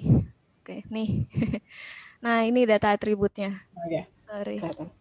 Nah, di sini kurang lebih seperti ini dari peleburan Semarang yang tadi di-download dari hot export ya. di building yes. Tadi kan download building sama jalan ya. Nah ini yang layer polygon, jadi building semua, polygon. Dan jenis buildingnya macam-macam tadi ya. Ada building yes, ada college. Di semua yang memiliki tag building itu terdownload sesuai dengan area yang tadi ya sudah ditentukan. Terus beberapa ada namanya, beberapa ada building material sama roof materialsnya juga. Ya, dan lagi-lagi ini kelengkapannya sesuai dengan yang dipetakan di OSM ya. Jadi tidak semua kondisinya seperti ini. Kalau misalnya teman-teman download di kota lain itu ya tidak semua akan seperti ini untuk data atributnya. Oke, ada lagi pertanyaan? Dulu pernah mendownload mendownload data OSM pada hot export, tapi selalu gagal. Penyebabnya apa ya? Nah mungkin di hot exportnya lagi ngantri gitu, terus kayak belum tersubmit secara sempurna gitu, atau running secara sempurna, itu biasanya jadi gagal, atau dari koneksi internet kita sendiri sih yang kadang gagal karena saat download gitu. Ternyata koneksi internetnya lemah gitu, jadi gagal mendownload. Jadi diperiksa lagi koneksi internetnya, atau kalau misalnya ternyata hot exportnya lagi maintenance mungkin ya lagi. Jadi pas kita saat submit gitu ternyata lagi maintenance jadi gagal-gagal ya. Nanti dicoba aja lagi secara berkala karena kadang seperti itu juga butuh maintenance. Seperti itu. Oke.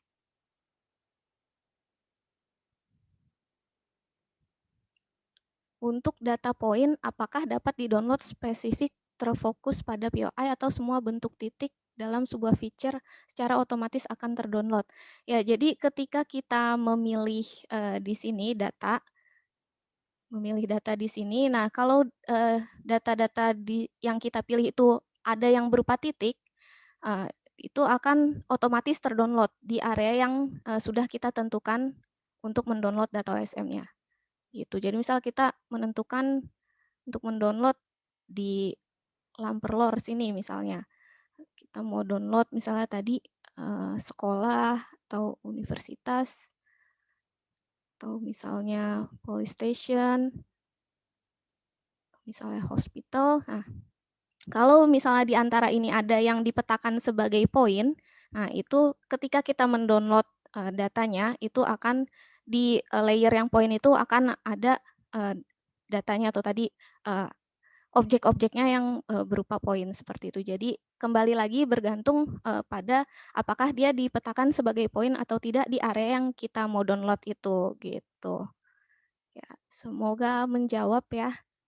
Jadi spesifik kepada data itu dipetakan sebagai apa dan tergantung juga tadi pemilihan objek yang mau kita download gitu. Oke, kalau mau download 3D building-nya pakai apa ya, Kak? Kalau untuk langsung diekspor ya di Blender-nya. Bisa langsung diekspor gitu. Betul, pakai Blender ya. Tapi kalau dari data OSM-nya sendiri nggak bisa ya, cuma tadi ya sebagai SHP-nya aja ya. Iya. Sebagai dua dimensinya bisa pakai export tool seperti yang dijelaskan sama Mbak Tri. Tapi kalau 3D building-nya mungkin kalau di OSM export tool bisa ada sih data-data itunya ya, data level, terus height building-nya itu mungkin bisa kita dapatkan, tapi mungkin tampilan 3D-nya itu memang perlu software tambahan khusus nih seperti Blender atau pakai Java OpenStreetMap, tapi harus pakai plugin lagi. Nah seperti itu, jadi butuh apa ya, bukan lebih ke download tapi export from OSM gitu. Ya jadi OSM yang diekspor ke software-software pendukung ini gitu sih. Tapi di Blender tuh bisa juga sih untuk menampilkan data OSM yang dengan tampilan 3D-nya gitu. Jadi step by step-nya kan tadi ada ya bagian menambahkan data OSM. Nah, itu sebenarnya sama aja sih kayak mendownload 3D building yang tersedia atau building yang tersedia pada OSM, sekaligus atributnya yang bisa langsung kita lihat tampilannya secara 3D. Seperti itu. Semoga menjawab ya. Terima kasih Mbak Sela. Oke, ada lagi pertanyaan?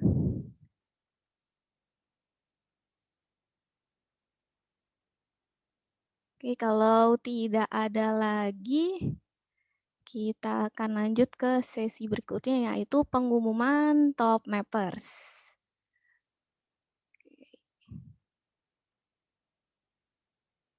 Oke, jadi teman-teman sudah memetakan ya selama 2 hari ini, dan ada 3 top mappers yang, sebentar, kita tambahkan musik dulu.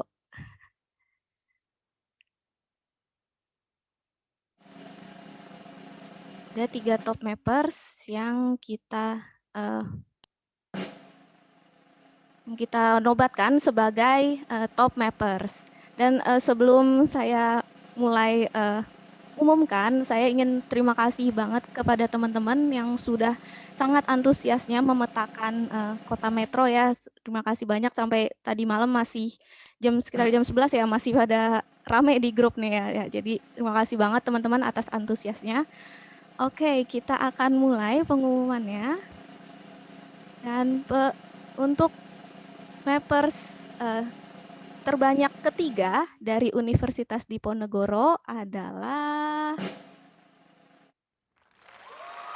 Bella Rizkita Arinda yang telah memetakan 4.040 bangunan. Terima kasih banyak atas kontribusinya dengan memetakan 4.040 bangunan.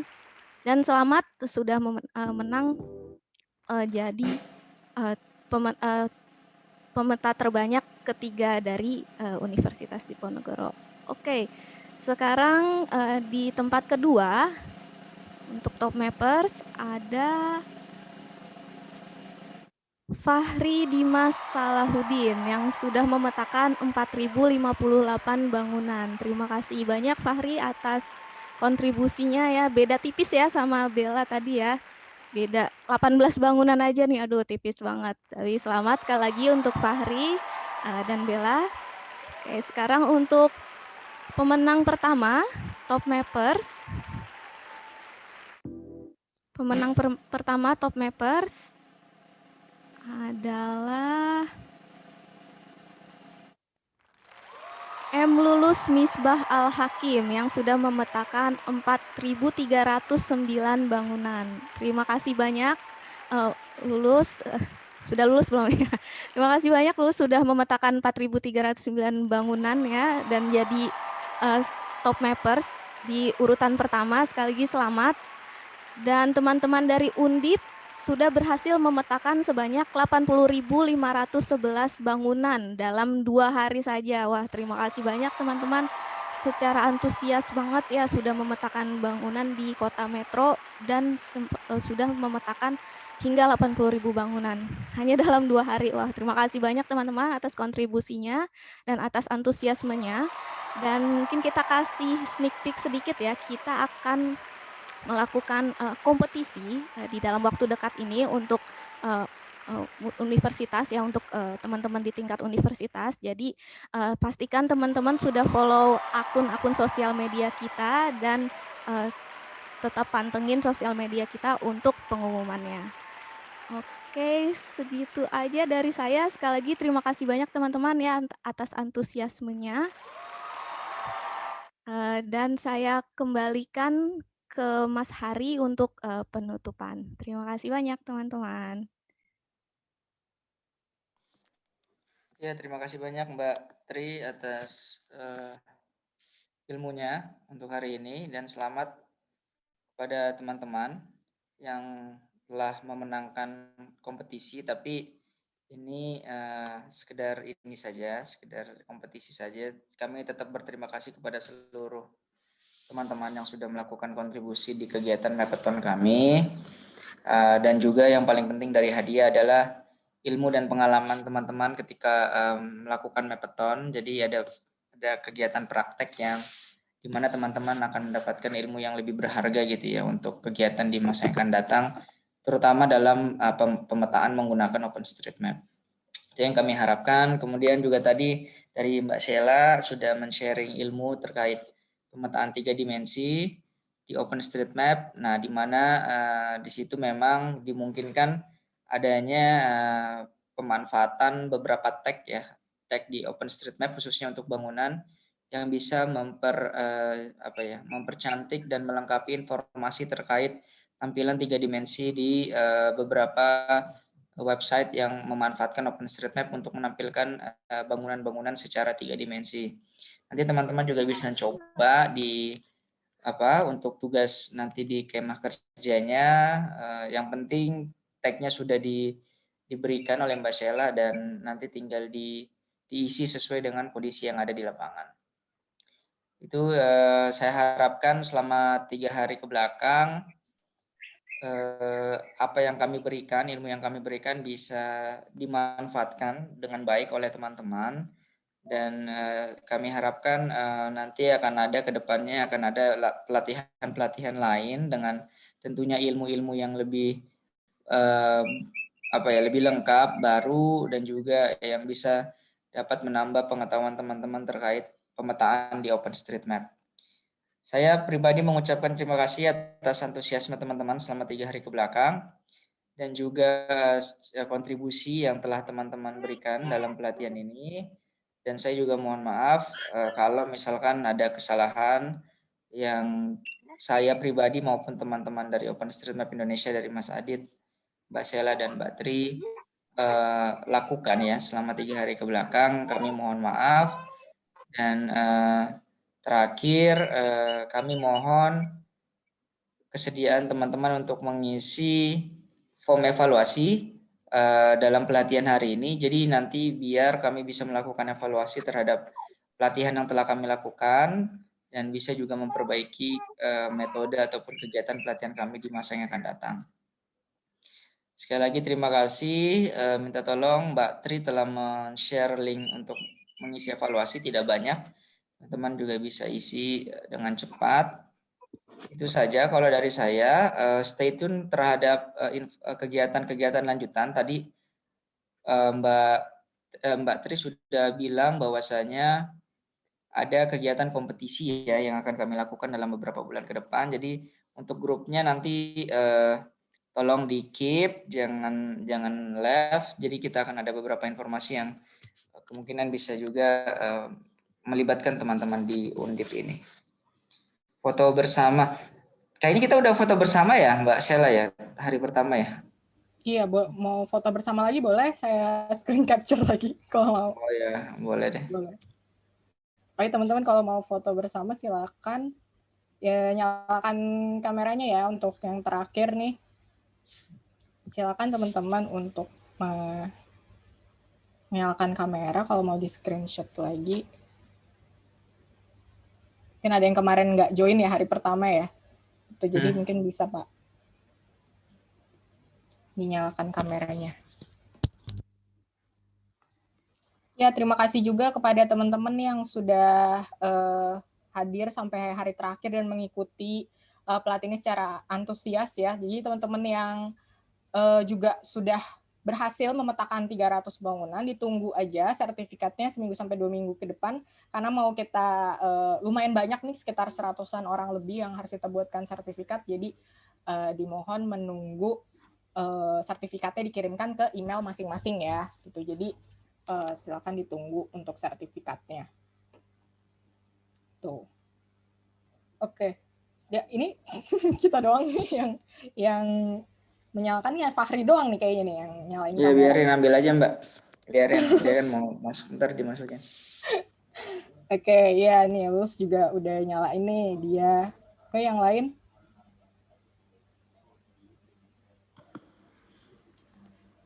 Oke. Sip. Screen capture ya. 1, 2, 3. Oke. Sip. Terima kasih. Ya. Oke. Terima kasih teman-teman atas kontribusinya. Jadi terakhir dari saya, jangan lupa isi form evaluasi. Kemudian semoga apa yang kalian dapatkan dari kami bisa bermanfaat untuk kegiatan kemah kerja ataupun ya ke depannya untuk kuliah dan juga pekerjaan. Dari saya sekian. Terima kasih. Assalamualaikum warahmatullahi wabarakatuh. Waalaikumsalam warahmatullahi wabarakatuh. Waalaikumsalam. Terima kasih teman-teman. Nanti Ya. rekamannya akan di-share ya di grup. Dan jangan lupa untuk isi form evaluasi. Terima kasih.